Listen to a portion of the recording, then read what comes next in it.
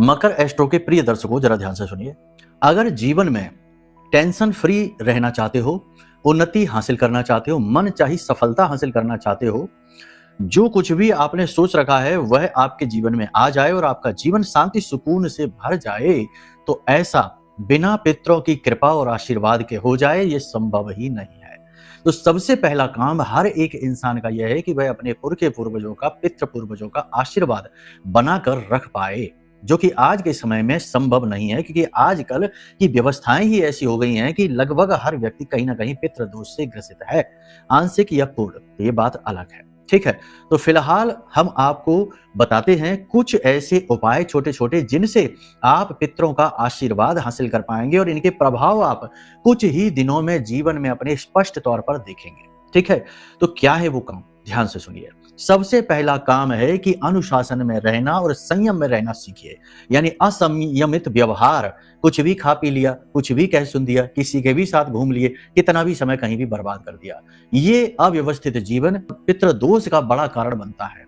याद रखना, पितृ आपके कौन है?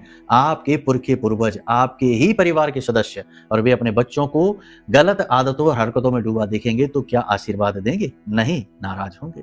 तो पहली चीज ये है, व्यसनों से दूर रहिए, सकारात्मक रहिए, आचरण पर कार्य करिए, अपने आप पर काम करिए, ये सबसे महत्वपूर्ण है। दूसरा, दान करने का कर्म जो हैबिट है वो बनाइए। कुछ ना कुछ डोनेट जरूर करते रहिए, क्योंकि हम जब श्राद्ध पक्ष में पितरों को भोजन कराते हैं तो पंचबलि दान कहते हैं, यानी कि दान से पितृ प्रसन्न होते हैं।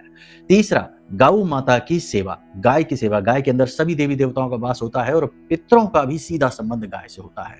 और ज्यादा लाभ लेना चाहते हो तो कुछ चावल उबालो और उसमें घी, यानी शुद्ध घी डालो, थोड़े से काले सफेद तिल डालो, थोड़ी सी उसमें हल्दी डाल दो और ये चावल गाय को खिलाना शुरू कर दो, प्रभाव तुरंत महसूस करोगे। इसी के साथ साथ सबसे बड़ा महा उपाय, रात्रि के समय जो रोटी बनी है, बासी रोटी, अगले दिन उसी रोटी पर थोड़ी सी शक्कर और थोड़ा सा दही रखकर उस रोटी को अपने घर की छत पर या बालकनी पर रखना शुरू कर दो। कुछ दिन तो कुछ नहीं होगा, लेकिन कुछ दिन बाद उसे पक्षी खाना, खासतौर से कौवा खाना शुरू कर देगा और आपका उद्धार होना शुरू हो जाएगा। इन उपायों को करके देखो, उसके बाद बताना कि क्या हुआ, पॉजिटिविटी आई कि नहीं। बाकी कुंडली आकलन करा लो तो समस्त दोषों का नाश हो जाएगा, फिर तो उन्नति निश्चित है ही। नंबर वीडियो में है। प्रेम से बोलिए जय माई की।